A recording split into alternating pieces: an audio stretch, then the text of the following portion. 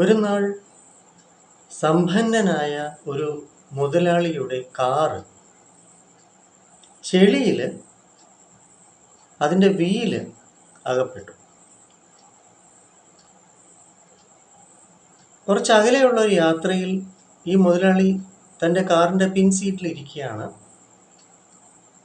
വാഹനം ഓടിക്കുന്നത് തൻ്റെ ഡ്രൈവർ. മുതലാളി കാറിൻ്റെ അകത്ത് തന്നെ ആ സീറ്റിൽ തന്നെ ഇരിക്കുകയാണ്. വണ്ടി എടുക്കാൻ പറ്റുന്നില്ല. എത്ര റേസ് ചെയ്ത് നോക്കിയിട്ടും ആ ചെളിയിൽ നിന്ന് പിന്നിലെ വീല് റിലീസാവുന്നില്ല. ആക്സിലേഷൻ കൊടുക്കും തോറും പിൻ വീല് വളരെ വേഗതയിൽ റൊട്ടേറ്റ് ചെയ്ത് വീണ്ടും താഴ്ന്ന് വണ്ടി മൂവ് ചെയ്യുന്നില്ല. ഒരു രക്ഷയുമില്ല. അപ്പം ഈ അവസ്ഥയിൽ ഈ ഡ്രൈവർ ഇറങ്ങി നോക്കുന്നു, ആരെങ്കിലും സഹായത്തിനുണ്ടോ.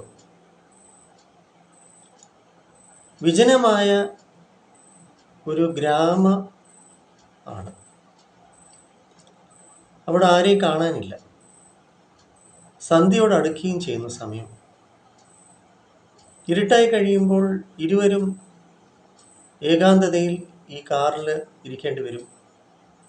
സ്ഥലം പരിചിതമല്ല, അപകടം ഉണ്ട്. എന്നിട്ടും ഈ മുതലാളി കാറിനകത്തിരുന്ന് ശപിച്ചുകൊണ്ടിരിക്കുകയാണ്, കുറ്റപ്പെടുത്തിക്കൊണ്ടിരിക്കുകയാണ്. ഡ്രൈവർ ഒറ്റയ്ക്ക് എന്ത് ചെയ്യും?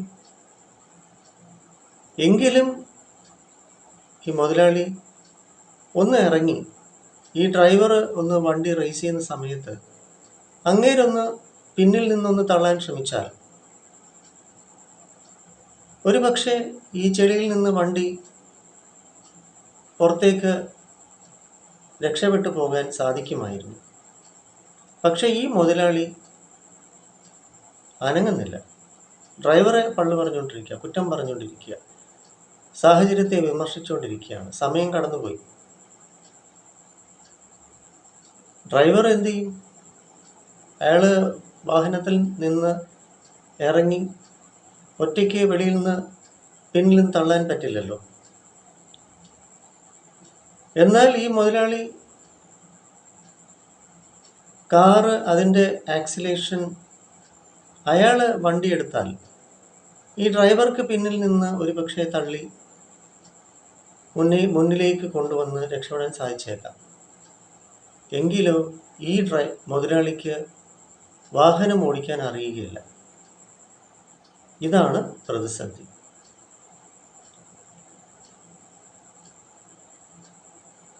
എന്തായാലും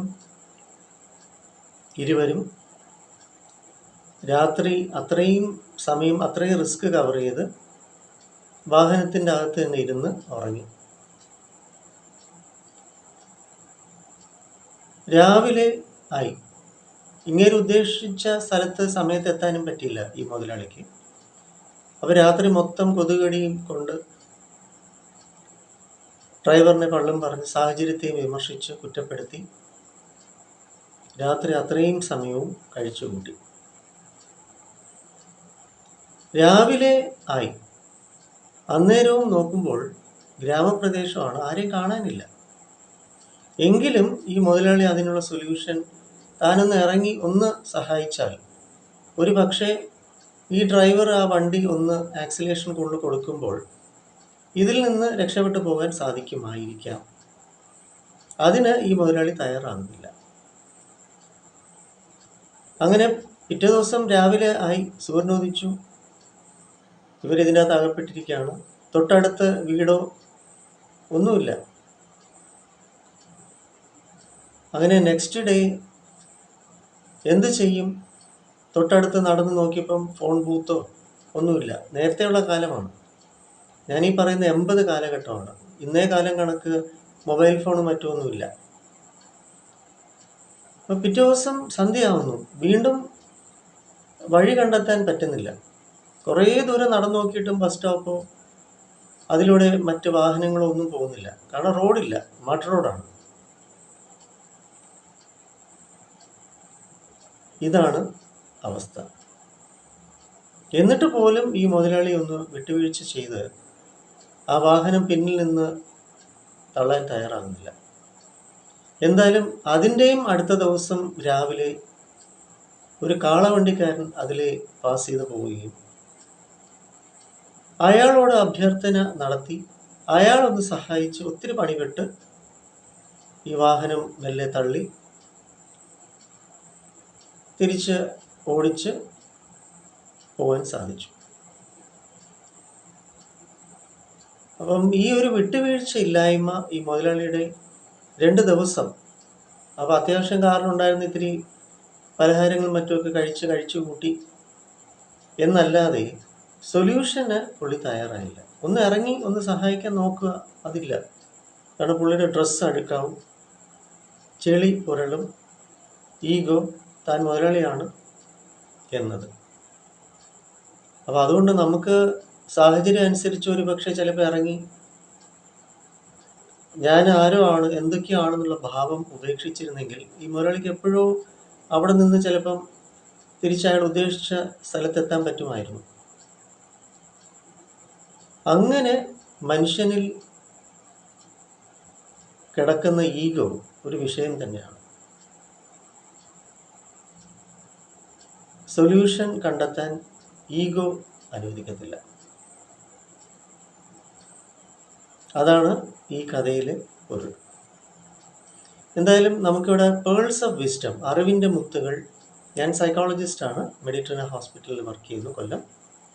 നമുക്കിവിടെ NP സ്കൂൾ ഓഫ് തോട്ട്സിൽ മുഖത്തല നമ്മുടെ പോസിറ്റീവ് തിങ്കിങ് സെൻറ്ററിൽ സൈക്കോളജി ഡിപ്പാർട്ട്മെൻ്റ് ഉണ്ട്. Psychotherapy, family counselling, meditation, astrology തുടങ്ങി മനുഷ്യർക്ക് ഉതകുന്ന നന്മ നൽകുന്നതായിട്ടുള്ള ഒരുപാട് കാര്യങ്ങൾ ഉണ്ട്. നിങ്ങൾക്ക് ആ സേവനം നേടാം, തീർച്ചയായിട്ടും ഗുണങ്ങൾ കിട്ടും. 9605743596 എന്ന നമ്പറിൽ എന്നെ വിളിക്കാം, അപ്പോയിൻമെൻറ്റ്സ് എടുക്കാം. നമുക്ക് ഇരുവർക്കും പരിഹാരങ്ങൾ കണ്ടെത്താം ജീവിതത്തിൻ്റെ പല വിഷയങ്ങൾക്കും. വരിക.